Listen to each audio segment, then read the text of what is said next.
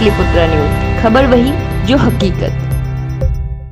बंगाल सहित 5 राज्यों में पिछले दिनों हुए विधानसभा चुनाव के नतीजे आज घोषित होने वाले हैं। तो इस बार देखना दिलचस्प होगा कि किसका होगा राज तिलक और किसकी बनेगी सरकार। पश्चिम बंगाल सहित 5 राज्यों में हुए विधानसभा चुनाव के नतीजे आज घोषित किए जा रहे हैं। पश्चिम बंगाल, असम, पुडुचेरी, तमिलनाडु और केरल में कोरोना संकट के बीच विधानसभा चुनाव संपन्न हुआ और अब हर किसी की नज़र आज के चुनाव परिणामों पर टिकी हुई है। हालांकि खास बात यह है कि इनमें से कोई भी राज्य हिंदी भाषी नहीं है, लेकिन आज के दिन किसकी किस्मत चमकती है और किसके हाथ में होगी सत्ता की बागडोर, इस पर सबकी नज़र टिकी हुई है। खास तौर पर सबकी नज़रें इस बार बंगाल चुनाव के परिणामों पर टिकी हुई है, क्योंकि इस बार तृणमूल और बीजेपी के बीच कांटे की टक्कर देखने को मिला है। और अब सवाल यह उठता है कि बंगाल में किसकी सरकार बनेगी। क्या इस बार दादा यानी मोदी को टक्कर दे पाएगी दीदी? सभी राज्यों के कुल 822 विधानसभा सीटों पर हुए मतदान के बाद इसकी गणना आज रविवार की सुबह 8 बजे से शुरू हो चुकी है और इस दरमियान कोरोना के सभी नियमों का कड़ाई से पालन करने के सख्त निर्देश दिए गए हैं।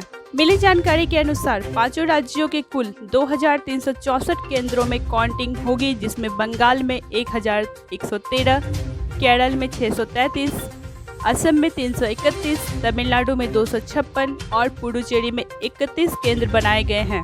कोरोना के दिशा निर्देशों के अनुसार कोई भी कैंडिडेट या उसका एजेंट बिना कोरोना की नेगेटिव रिपोर्ट के काउंसलिंग रूम में प्रवेश नहीं कर पाएंगे।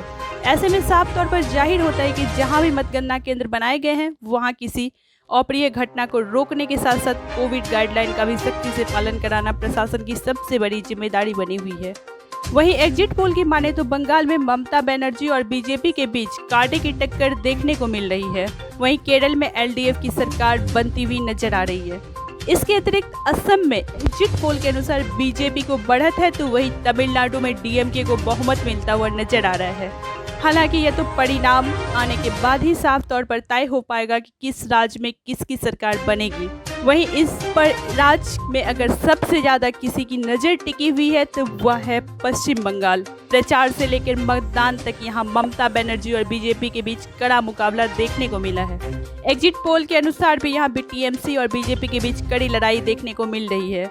आपको बता दें कि पश्चिम बंगाल विधानसभा का कार्यकाल 30 मई 2021 को पूरा हो जाएगा। ऐसे में 30 मई से पहले हर हाल में विधानसभा और नई सरकार की गठन की प्रक्रिया पूरी होनी है। पश्चिम बंगाल में 294 विधानसभा सीटें हैं। पिछले 10 साल से यहाँ ममता बनर्जी की सरकार है, लेकिन इस बार बीजेपी ने काफी जोर लगाया है। ऐसे में देखना दिलचस्प होगा कि क्या ममता अपना किला बचा पाती है या नहीं। अब तो यह परिणाम ही बताएगा कि बंगाल की सत्ता इस बार किसके हाथ में आएगी और कौन बनेगा बंगाल का किंग मेकर। इस तरह के देश विदेश के ताजा अपडेट के लिए बने रहिए हमारे साथ पाटलिपुत्रा न्यूज पर। और हाँ, अब तक अगर आपने हमारे चैनल को सब्सक्राइब नहीं किया है तो हमारे चैनल को सब्सक्राइब करें, लाइक करें और शेयर करें। धन्यवाद।